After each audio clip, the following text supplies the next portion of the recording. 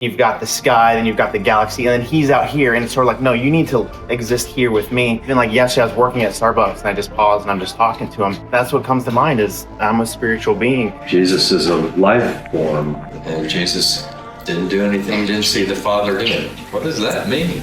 And to be like Jesus, to walk in his steps, means we got to learn how to be that person too.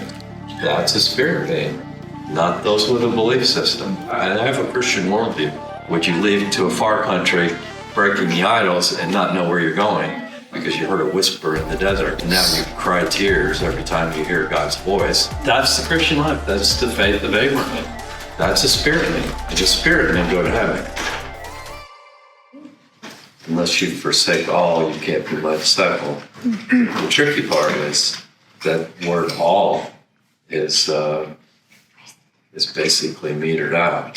Right? So you don't even know it all. Well, I did give all. I already did that once. No, you did not. You were too blind to know what all meant.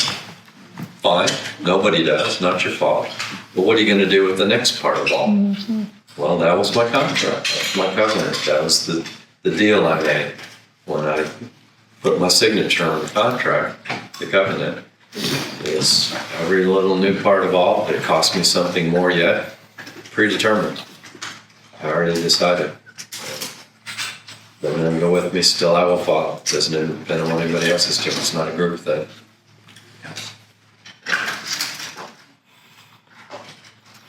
That's where the good stuff is. Mm-hmm.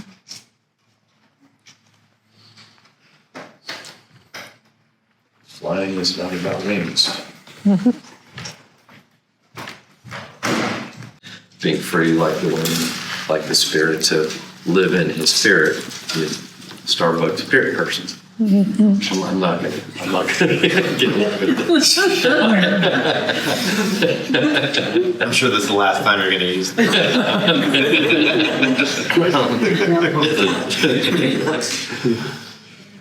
You're still working out and I'm not, so you win.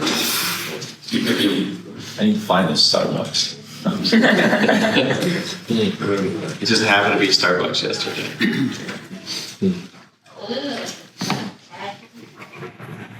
Having those traps tripped, no matter what, it's like such a blessing. I mean, that is the kindest thing that can happen to us.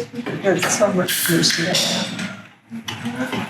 Always on the other side of it, you realize that as I thought it was going to be. It's not as bad as I thought it was going to be. I was so afraid that, and then when the trap is tripped, and I realized the life on the other side of that is better than what I had by far than before. You know, this fear of the scandalon, of the trap, of the pain, it was exaggerated because it didn't turn out as bad as I thought it would. In fact, I'm glad it came to that. It took a lot to bring it to that. But glad it did. The worst thing you can ever imagine. God can work it together for good. He planned it before there was time. He knew it. It's in his control. He will work it together for good. There's a purpose and a plan, and I can yield to that without being resentful, fearful, in sorrow and depression all the time. Doesn't mean I don't feel it. I do. It's like the gravestone with the dropping the flowers. That's exactly what I was feeling when I drew that. It's like, there's no getting over this. I will never get over this. If I could get over it, then it never meant anything to me in the first place. I will never get over this, but that's okay because it's in God's control. We go forward with open hands, with clenched fists, not with being numbed down with Novocaine. I don't care, you know. You can put the flowers in front of the gravestone, trust God, and move on. That's what we got to do. This is boot camp. This is all about making us the kind of people that He can use supernaturally. We're going to fight all the scandals, all the traps. We're going to fight it and evade it because we're so clever and smart. We can make excuses and reasons why it doesn't matter. What about this? What about that? Take, kill, and eat, surely not, Lord. We can find Bible verses to support our position. And in the end, we end up being just human, like the agent said. Just human. Just human. Don't be so sure. Give me a minute. Don't be so sure. I can be a.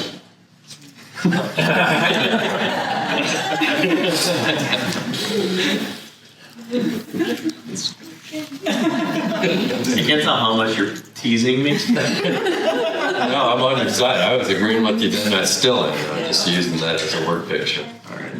This is a word picture. That is a transcendence, which is what the crystal California spirit people call it. But it's a real thing. Most weird things have some basis in truth. And Jesus didn't do anything, didn't see the Father in him. What does that mean?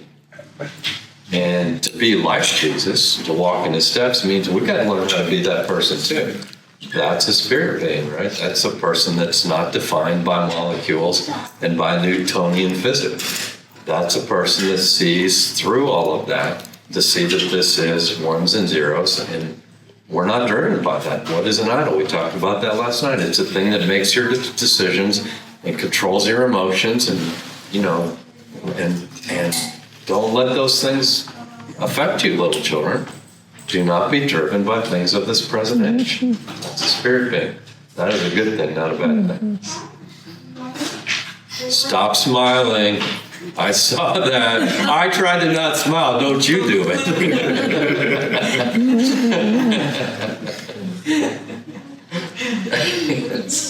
No, that is what a spirit being is. Somebody that is not driven by, controlled by.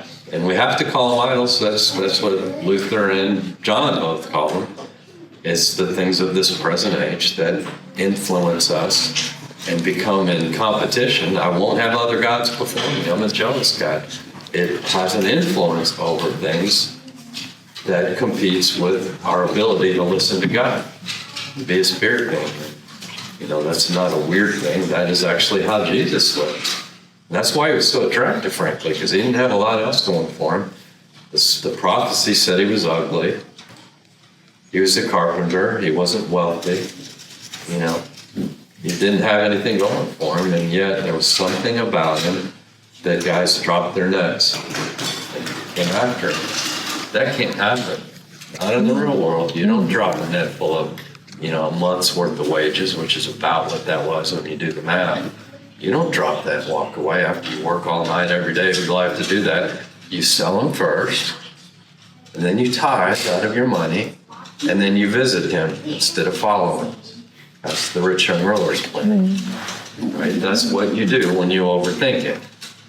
But when you see the spirit man, and you can't explain it, unlike any other man, and yet so much like me. How does he not do anything he doesn't see the Father do? Where exactly is that connection, that hologram? Where exactly is that? Where is this wind? You don't know where it's going or where it came from, but you feel its power. Where is that? Who feels that? Some said it thundered, right?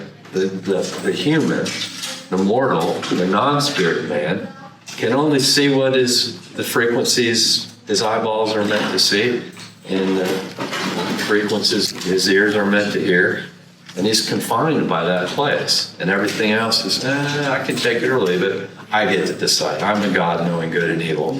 Because if I can't see it, feel it, touch it, smell it, hear it, then I'm in control. I'm not going to be bothered by it. It might be wrong. I don't want to be wrong. Well, those guys left their nets. Did they know they were going to be right? How could they? They didn't even know the guy.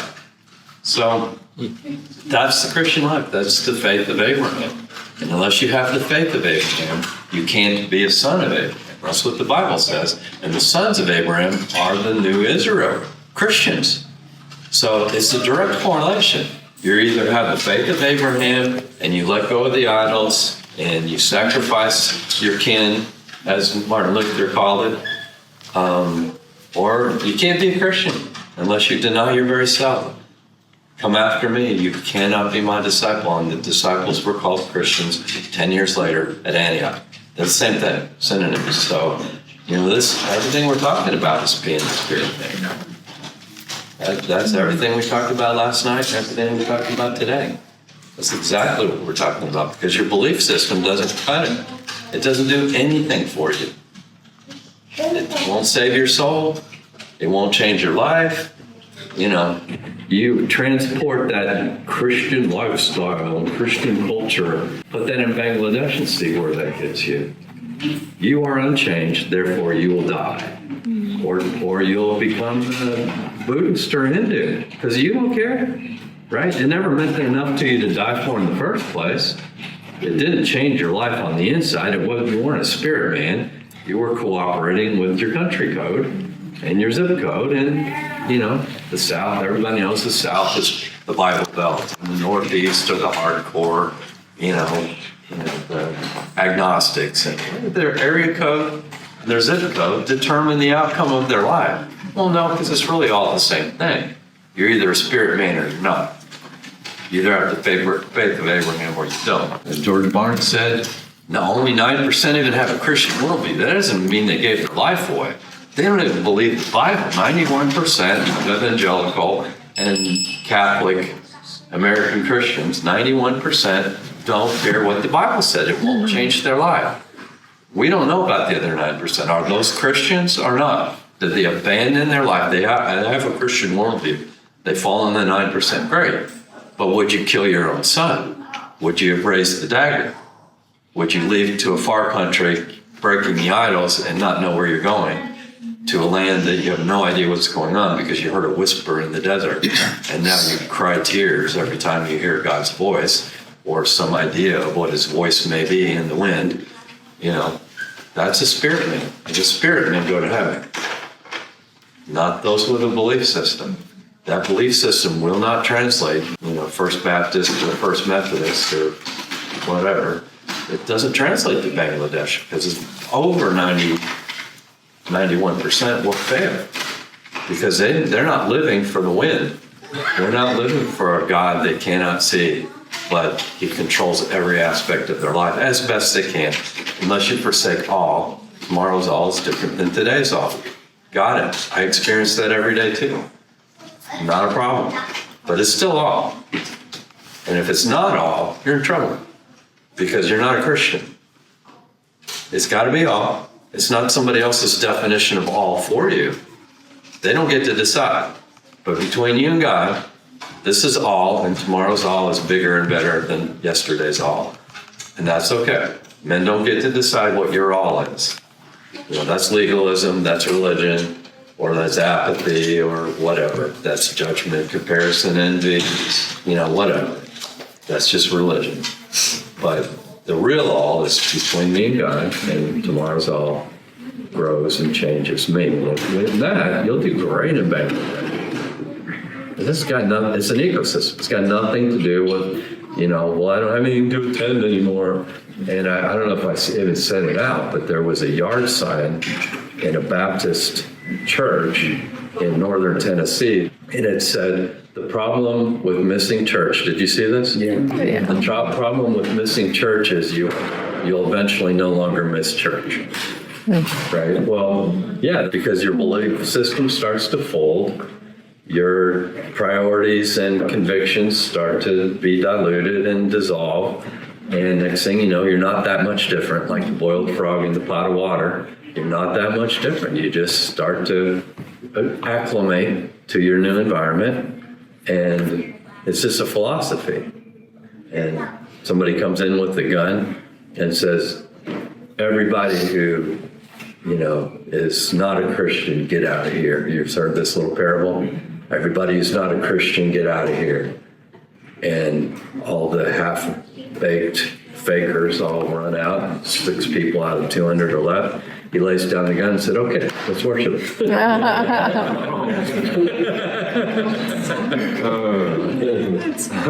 That's life with a capital L. I won't say that, but that's what it's supposed to be. And that holds up really well in Bangladesh. The other stuff doesn't.